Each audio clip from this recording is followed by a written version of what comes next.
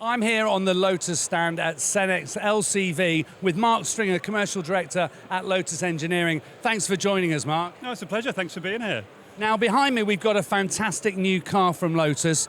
Just tell us a little bit about the engineering and the problems that you've had sort of getting it into the market in the way it is. Well, I mean, it's a fantastic technical showpiece for us.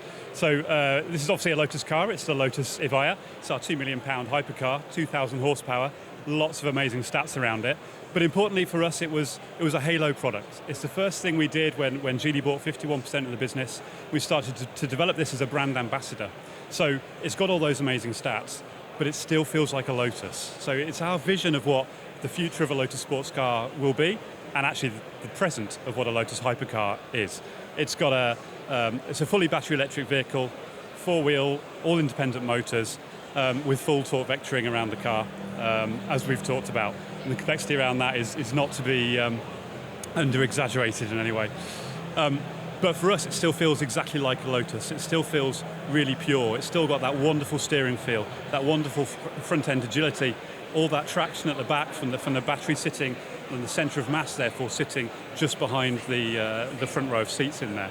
So it feels, in every way, like a Lotus sports car for the last 20 years to drive. You've just got a lot more performance. From a point of view of your engineering team, did you have to really radically change the type of engineers that needed to work on these sort of cars as opposed to sort of the normal combustion engine? For sure. So this was part of a big shift in our business. So there's lots of things that we knew all about and we were very comfortable with. So, you know, the use of composite body materials, the use of the suspension systems, and a lot of the propulsion and cooling systems we were familiar with and we were really happy with. Where we had to really learn was the battery electric side of it, obviously, you know, as everyone has been for the last sort of 5 to 10 years, really accelerating their knowledge around that and growing our team in that area. But also the fact that it's somewhat of a software-derived car now. So growing our software team and our software and our control system capability, always a core strength of Lotus, but applying it to a whole new set of technologies in the car has been just a fantastic challenge, great learning experience, and we've ended up with something we're so proud of. Now, one of the things about Lotus and the engineering team is you don't just work on the cars, you work on a whole range of other things as well. We're going to talk about a bike behind me. Just tell me a little bit about the background behind the bike. Yeah, absolutely. So while we work on Lotus cars, we are actually Lotus Engineering, as you know. We're the engineering consultancy, and we do our work with third parties as much as we do with Lotus cars themselves. And sometimes that's around automotive products. Often it is. We're very famous for it. There's been some famous collaborations in the past. But quite often it's just around other mobility sector areas as well. So there's a great example behind you of the Lotus Hope Olympic bike. So this is something we've done with a collaboration of different partners, working with British Cycling to deliver, we think, the best track bike in the world. It was competing 4 years ago in Tokyo, where we won 7 medals. We've been evolving it in collaboration with that technical team again over the last few years to deliver something that's even better now. And that was unveiled last month in Glasgow, with more aerodynamic enhancements, different structural elements around the cockpit that we're really focused around. And actually, part of the story of the stand here is the synergies we have between the Evija Hypercar and the British Cycling Olympic bike.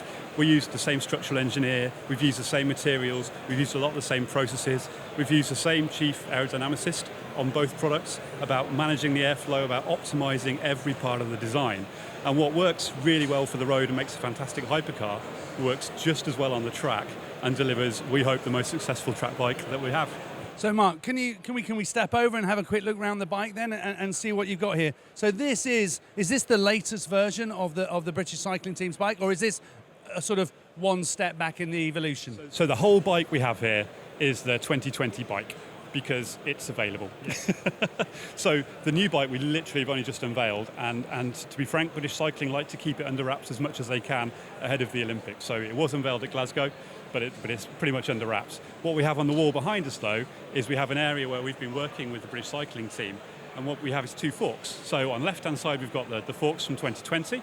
On the right-hand side, we've got the forks that are in preparation for 2024 and were unveiled last month. So, I mean, looking at it here, you see a few detail changes. You'll see that structurally, we've changed the bottom of the forks there, where we used to have the bonded-in 3D printed titanium piece to attach it to the hub on the wheel. Now we've integrated all that into the carbon fibre. We've made it more pure in structure. When we were talking earlier about the Evija, we were talking about how it's a single piece monocoque. There isn't a front subframe and a rear subframe, it's a single carbon monocoque. Same approach here. It's using that carbon fibre all the way through, no breaks in that structure. It's lightweight, it's stiffer, it's stronger. If we move round to the back, you'll see a serrated edge running down the back of the forks. And again, that's those marginal gains that we're working with British Cycling on. So that's about disturbing the airflow as it comes off the back of the fork just before it goes past the knee of the rider, to reattach it when it gets to the rear fork again, to get the lowest drag you can possibly get on that bike. So it's all those little gains we're getting, even against our own engineering. We're having to beat that again with British Cycling for next year. And does some of the things that you learn from the cycling go back into the cars then? I mean, you're talking there about serrated edges. It's not something you normally see on a car. Is that possible in the future? Absolutely, absolutely. I mean, what we love is problems.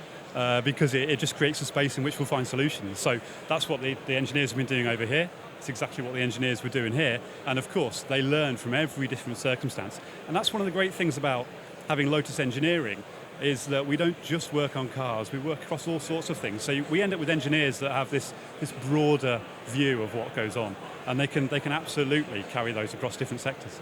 And what's next for the engineering team? What's the sort of projects that are coming up that you might be able to tell us about? Well, as you know, most of those are secret. But if we talk in broad terms, we're really excited about a lot of the platform work we're doing with people at the moment. So there are loads of people out there, There are several people out there who are looking to develop halo products, a bit like Evija was for Lotus Cars, at all sorts of different levels, some of which want to take advantage of ICE, high performance, petrol-driven technologies still, and we can absolutely help them with that. Some of them are looking to create battery electric vehicles, and we can help them with the platform engineering, the system engineering, the propulsion engineering.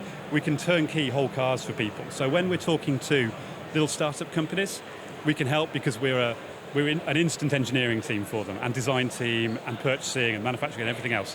When we're talking to large OEMs, actually, when they're trying to make a niche product, quite often they're not set up in a way that works very well in a niche environment, and we can help the biggest OEMs in the world, frankly, in getting to those niche products as well. So they're some of our products that we're really excited about coming up. And just from a point of view of students out there and young people who are going into the world of engineering and technology now, because they're kind of merging together, have you found that the world of automotive is requiring a broader range of engineers? You need your electrical engineers, your battery engineers, as well as still your aerodynamicists and all those people. But what are the sort of areas of engineers that are coming out of university that you're really looking for? What are the gaps? So we're still like everyone else. You know, if you're out there learning to be an engineer, make sure you're paying attention to your software classes, make sure you're paying attention to your functional safety classes, because as cars move from just being mechanical properties and move into being, software-driven properties, those are massively in-demand skills across the industry right now, and not just in automotive. As we talked about, it translates across lots of different sectors. So yeah, absolutely, those kind of people are always in demand. And is there still, we talk about STEAM as opposed to STEM, the arts in there. Are there still people who are sketching the Lotus by hand and coming up with creative ideas? Totally. And that's one of the great things about Hethel as a place. It's kind of our UK head office.